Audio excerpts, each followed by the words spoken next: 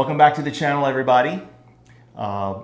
Exciting time for air hockey. We just had the 50th anniversary World Championships here in Houston.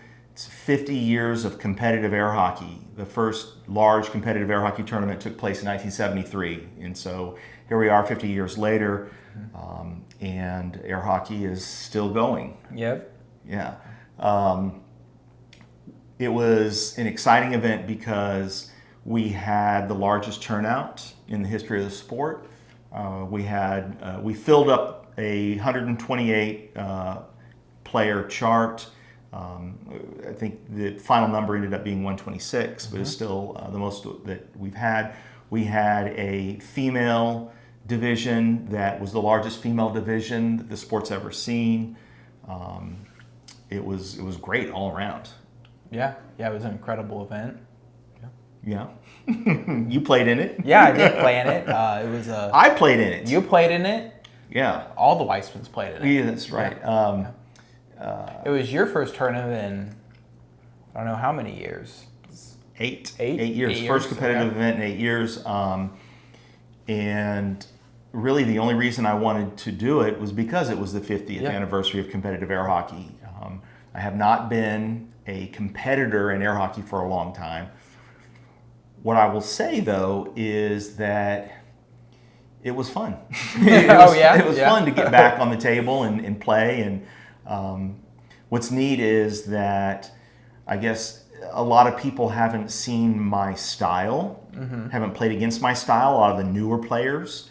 And so it was fun to be able to show that. And it was nice. Some people didn't know how to block it. So that was kind of cool. But it was a great event. We've got coverage on the channel. There was a live stream, and we're going through and we're clipping out some of the matches, like this one we're going to show you, as we can. And this match in particular was sort of exciting because it was the playoff for 7th through 8th. And it was between Billy Stubbs of Chicago and Vince Sauceda of San Antonio. And the history here is that Billy, 4-time world champ, man who is, in the conversation for all-time greats, right? Hasn't been able to beat Vince in competitive play for whatever reason, style maybe, I don't know. And since it was the 7-8 spinoff and it was late, and they had played a lot, they decided to just do a one-game match. I don't know if it's ever happened before. I'm not sure. I think it has. I think there have been guys that have played short matches before, and I don't know. But it was sort of exciting and thrilling because, and you'll see the game. A couple other things to note, though. The championship was also really exciting because we had a lot of sponsorship this year. We had a title sponsor. Air Hockey United had a title sponsor. They promoted the event, and they got a local small business named Max Resto, and it was great. We had a much larger room and a lot of signage, and it was it just looked great. And hopefully that's a sign of things to come. I feel like that social media has started to get a little bit of, it's like a snowball, starting slowly, rolling down the hill and starting to pick up a little steam as it gets, further and further down. And hopefully we're starting to pick up a little steam. Yeah, I think we definitely are. And this tournament felt more exciting in terms of the community and the growth of the community than any tournament I can really remember. So I think great things are happening in air hockey, and I think that you should do what you can to help grow air hockey. Absolutely. There's a number of social media presence out there. We've got Colin Cummings, who posts videos on his YouTube. Check him out. We've got his brother Connor Cummings, who has an Instagram, Houston Air Hockey. Check them out. We've got Justin Flores originally from Houston, now out of Chicago, who has a YouTube that he started. So please, go and like and subscribe and follow everybody and share all the content you can find, because that's the way that we'll continue to get people to see how exciting air hockey is.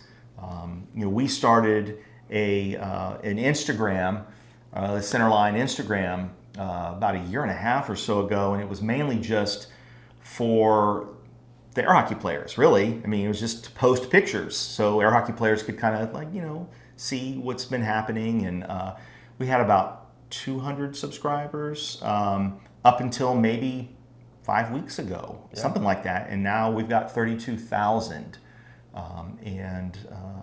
Really, a lot of the credit to that goes to sort of the brainchild of Connor Cummings, who started posting reels and showed us how to post reels and how that all works. And so it seems to be gaining some traction and some interest. Actually had Sports Center reach out to us on our Instagram about one of our reels and asked if they could use it, and I'm like, of course, use it, please go out there. So yeah, please keep liking and subscribing and all those internet things that you're supposed to do. It helps apparently, and we'll keep this small flame of air hockey burning, and hopefully build it up into a nice campfire. Okay, so we'll show you guys this game, which is a match, and we'll see you there. Vince Sauceda sitting where you were now. I love that analysis he was able to bring as a left-handed player for talking about Avery. But I am now joined. Why don't you go introduce yourself? My name is Tim Weissman from Houston, Texas. I've been playing air hockey for about 40 years now. And I think you might be selling yourself a bit short. I know you are you're a master level player. Not this event. I didn't finish master, but I hear you. Yes, I'm a 10-time world champ, and I also have basically a total of 30 titles, major wins. That's awesome, and so I really appreciate just having your your resume on my desk is just amazing to have it.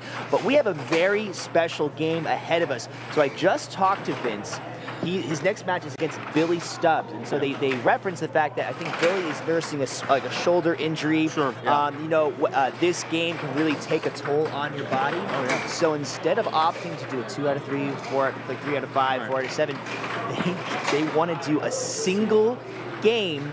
First to 7 takes 7th place overall in the tournament. Loser takes 8th place in the tournament. Exciting. So, it's a high stakes for a single game. Yeah, and we kind of refer to, because the way that air hockey matches professionally are set up, it's not a sprint, it's a marathon. Right. Because a challenge match, to take somebody's world rank, is best 4 out of 7 sets. A set consists of best 4 out of 7 games. Right. So you could easily play up to 49 games of air hockey in a single day to take a world rank. And that's why I don't play competitive air hockey anymore at my age, because that's hard. People don't realize how much of a toll it is on your wrist and your joints over the years, but also the mental. It's so difficult to stay mentally focused in that intense space for that period of time. Yeah, I mean, I'm thinking, I was going through it in my head. I was just doing a mock aspect, and I feel all the tendons in my body aching after a full weekend. I'm feeling it in my addiction of my arm. My wrist isn't great. I sustained a big knuckle injury. But we are right off to the races here. It looks like Vince scored on the face-off, so we're already at 1-0. Understood. Vince Sauceda versus Billy Stubbs. Sorry, our commentary ran a bit further into the game here. Beautiful right wall under. 1 each. Like I said, this is only one game between these two players, and so every single point is a personal victory and one step closer to taking the match. Absolutely. And to give a little background, Billy Stubbs has not been able to defeat Vince Sauceda, I don't believe, in tournaments. There's some sort of a style clash. Beautiful strong arm over. which is wild because Billy Stubbs is literally he's one of the guys that you might put on the Mount Rushmore of air hockey. He at least is in the conversation. Yeah, when I first joined the air hockey community, I heard lots of names being thrown around. Colin Cummings, obviously, your name came up several times. And Billy Stubbs was absolutely one of them as well. I think Danny Hines as well. Yes. Yeah. And so it's absolutely... Ties it up, 3-3. 4 points either way to take it. But yeah, I always kind of I really fell in love with the way that Vince sets up his shots. He'll go up to his right side of the quadrant as a left-handed player, and he can take so many different shots from that one angle, and he'll do it every single time. It looks like Billy Stubbs kind of has his own style in the way he drifts and kind of sets up his shots and uses that variety. And Billy is amazing because he has this very short little drift that he starts. It's a right to center drift, but it doesn't go very far, and he can shoot 6 accurate shots off of that point. And that's what you're looking for in air hockey. You're looking to be able to shoot multiple shots from a single place on the table. What are those shots? Let's list them. That's a straight. So he's going to be able to hit a cut, across, a right wall under, a right wall over, a left wall under, and a left wall over. All 6 of those he can hit accurately from that spot, which is just, it's exceptional. And the way he was able to do that was by spending thousands of hours hitting a goal blocker in developing the accuracy. Yeah, and I talked to Colin Cummings, I think, earlier this weekend, and he said you only really even need to know 3 shots and be good at 3 shots to win a championship. And so the fact that Billy Stubbs can do 6, and use 6 really shows. And he's got even more in the bag. He's a veritable cornucopia of interesting and unique shots, but his main attack is deadly. But he's had trouble against Vince, and he's down here. I mean, Vince Sauceda, I know that he really wanted to go further in this term. He got knocked out of the bracket by Avery Yabernetsky. He got knocked into these spin-offs. That was an amazing match. Yeah. Avery came back from 6-3 in Game 6, and then he came back again from 6-4 in Game 7. Wow.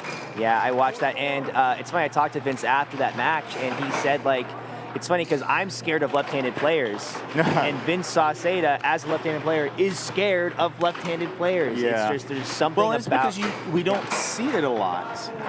Good under from Stubbs there. Yeah, absolutely. So seeing 2 left-handed players face off against each other. I mean, out of North Carolina, I think we have one. Our best left-handed player is Rafa Portillo. We have a couple of ambidextrous players. I know Greg Givens at one point, one of our players, he broke his hand against the railing trying to take a zipper shot, I believe, or something along those lines. And so for about 6 months, he played purely left-handed. Oh my gosh! So how good did he get? He got pretty good. So right now he actually has a popular stance. He'll switch mallets. He'll switch hands on his mallet and try to really mess you up. Oh, Billy's 1 point away. Billy's 1 point away from, I think, his first tournament win against Vince. Even though 6-6. When it went any other way, it goes Stubbs 6-6. Sauceda 6-6. Off goal. Oh, he missed it. He missed it. He knows. Your possession. It's a bit of a goofy shot there. Well, I think Vince mishit it and Billy wasn't able to get it. Oh. Great. Wow, just the ability to catch those and scoop those pucks. Vince tried to block. And it looks like these players know each other quite well. Looks like there's some camaraderie.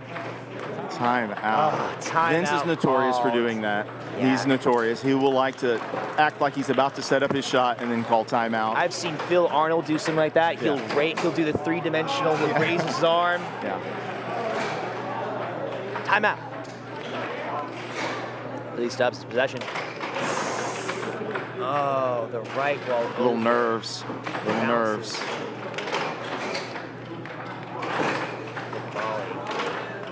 Oh, and he went right into his mallet, right in the center. Oh, there it is. 7th place overall. Billy Stubbs continues to be unable to take that win. Congratulations to Sauceda. It was a one and done, first to 7. He called it a coin flip, but I disagree when it comes to 7-6, as people say, oh, well, it could have gone either way. Right. I think that's where your mental is really stressed, really stretched. But I don't. It depends on the players, obviously, right? Yeah. I just don't want to call it a coin flip. Yeah, fair enough. That makes it, I feel like that takes the autonomy from the player. Yes, absolutely. Vince won that. He took it. Billy missed 2 unders that were right there. Just barely. I saw an over knock out of the goal too, so it's a game of millimeters. It's a game of reaction time and millimeters, and so huge shout out to both of these players.